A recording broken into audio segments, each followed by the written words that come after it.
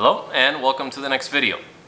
In this video I'm going to be talking about an experience I had in Tokyo, Japan during my first trip over to Japan prior to moving, many years prior to moving. This occurred in the Akihabara area. If you don't know what or never heard of the Akihabara area, this is the area in Japan where there's a lot of video games, electronics, some people doing cosplay. There's another more popular area, but this is one of those areas that when you watch a lot of Japanese movies, you'll see these tall, thin buildings.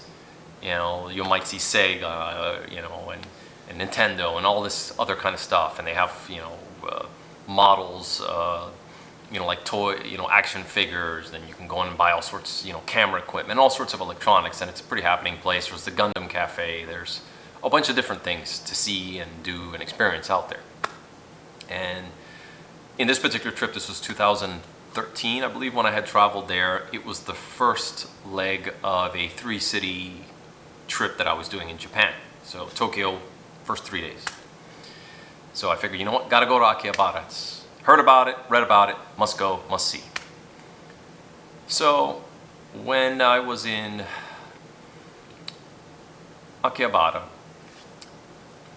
just doing the usual touristy thing, just looking around, trying to figure out what I needed to see and what I needed to do. And one of the things, but right before I got to the main street, because most of it is along this one long straight street, and then there's a bunch of little alleys with some more shops and things.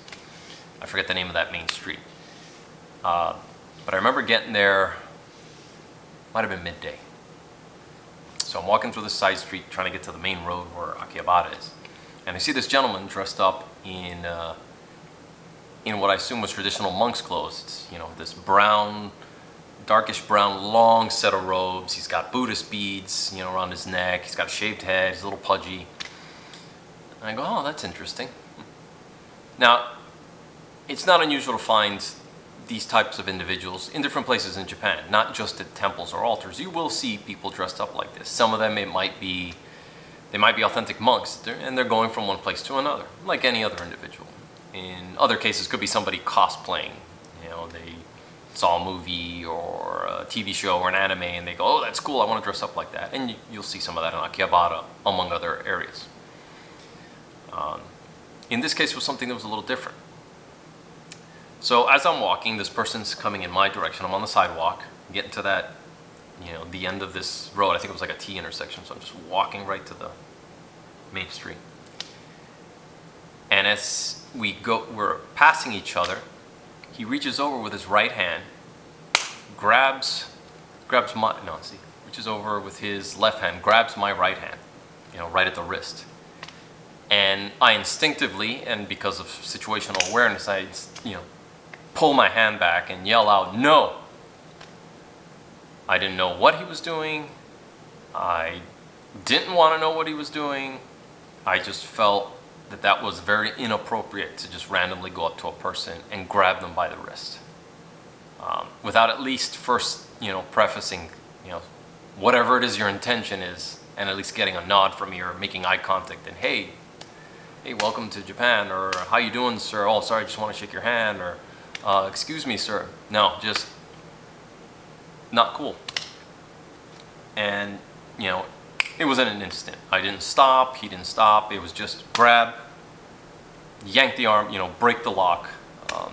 Something that I'm pretty familiar with martial arts. It's just boom, break a simple wrist grab, and just kept walking. It didn't stop.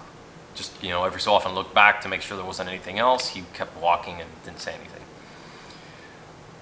What it probably could have been was, and this happens in a lot of places, not just Japan, is people will see a tourist, or certain individuals will see a tourist and think, okay, I'm going to scam this person out of money. And one of the ways that I've heard in parts of Europe this happens is you're at maybe outside a jeweler or a little street vendor or somebody who's selling stuff on the corner, and they'll see you and they'll grab you or give you the object, making you think it's free or it's a gift or whatever. And then when you go to walk away, hey, you need to pay for that.